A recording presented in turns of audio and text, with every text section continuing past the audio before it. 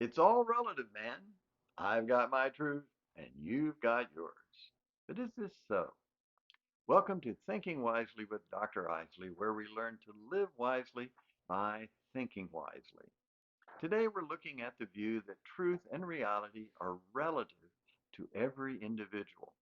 We'll see that this is an ancient idea that was refuted long ago by ancient pagan philosophers. It is also thoroughly rejected by the Bible, especially by its teaching about God as the creator. Protagoras, a Greek philosopher who lived in the 5th century before Christ, famously claimed, "Man is the measure of all things, of the existence of things that are, and the non existence of things that are not." According to Protagoras, things are what I perceive them to be. Or in popular contemporary words, what's true for me is what's true. This view is handily refuted by Socrates in Plato's dialogue Theaetetus. Socrates warns of several necessary negative consequences to this kind of relativism. I'll mention four. First, according to Protagoras' view, we can never say that something is, only that it appears that way to us. For example, two people are in a room. One says that the room is cold.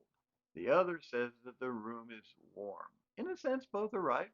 One feels cold in the room and the other feels warm. They are truly stating how they feel. But neither one is actually describing the room, just how they experience the room. The problem with the philosophy that we humans are the measure of all things is that we can never say that something is.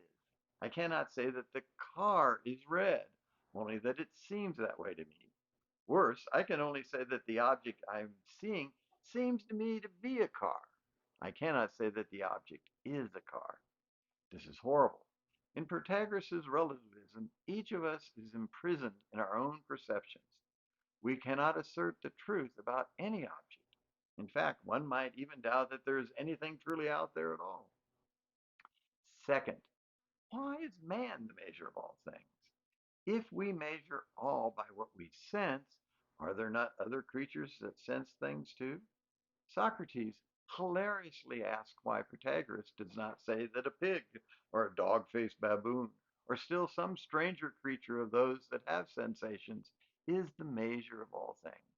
In other words, in this relativist view, the human's perception of things is no better than any other animal's. Third, there is no justification for someone to teach others. If all reality is merely relative to my sensations, no one should be able to teach me. I know what I'm feeling. No one needs to tell me. Once again, Socrates asks why, on his own terms, we should look to Protagoras as a teacher of wisdom. He was, after all, no better in intellect than any other man, or for that matter, than a tadpole. Fourth, Socrates shows that Protagoras' view is self-refuting. In his theory, both our own opinion and the opinions of others who disagree with us are true. This means that we accept that our opinion is both true because we hold it and false because others hold it to be false.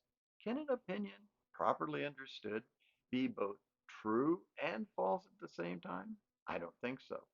A more radical but not illogical view of this relativism leads to doubt about the reality of anything but my sensations. Given this view, we cannot truly assert that there are other people or even that my body exists. All I have are my sensations. Now, our contemporary man on the street might complain, "I don't care anything about all this talk of sensations. I just have my way of thinking and doing things, and the other guy has his. That's okay. He leaves me alone, and I don't bother him." In this way, our man on the street seeks to avoid Socrates' arguments, which relate to how my claim to truth relates to the claims of others. However, this only works at a far too costly price.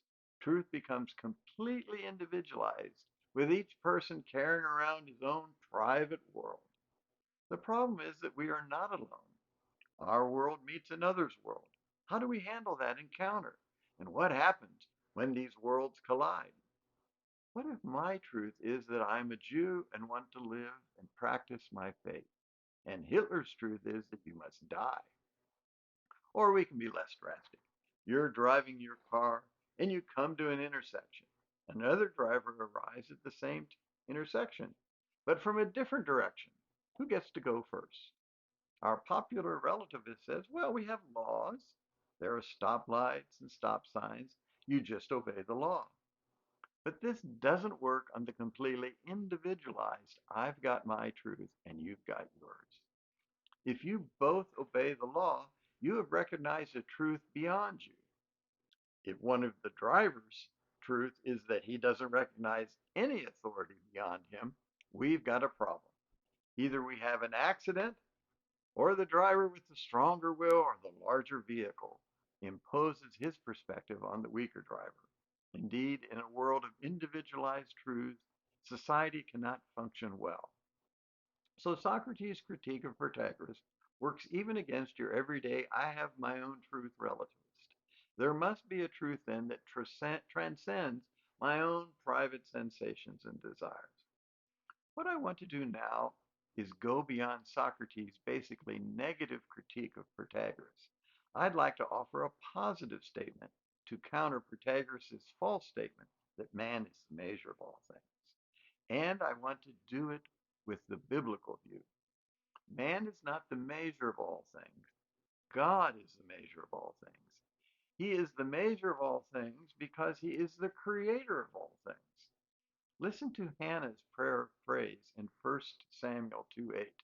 For the pillars of the earth are the Lord's, and on them he has set the world. This metaphor vividly portrays God's possession of and rule over the earth. The fact that God has created and runs the universe means that it exists objectively and operates in a regular pattern. I nor my perception of things determine what is true. God is the creator of the universe does. God is also the creator of man in his image. As his image, we have been given the ability to understand this creation, at least to some extent. Therefore, we are capable of stating truths about God's creation. We can say something is that object is a car, and not just what seems to be a car from our perceptions. The biblical doctrine of God as the creator frees us to assert confidently an objective reality beyond our limited sense perceptions. And it allows us to share in a community of fellow human beings who see what we see. Of course, Christians know that God is the creator through faith in his revealed word. One might complain, then, that these are just unproven and unprovable religious beliefs. But that's the subject for the next video, in which we consider the nature and the place of proof and of faith. I encourage you to leave comments and questions in the section below. Also, if you're interested, please click the like button and subscribe to get notices of the publication of these videos. Thank you for listening.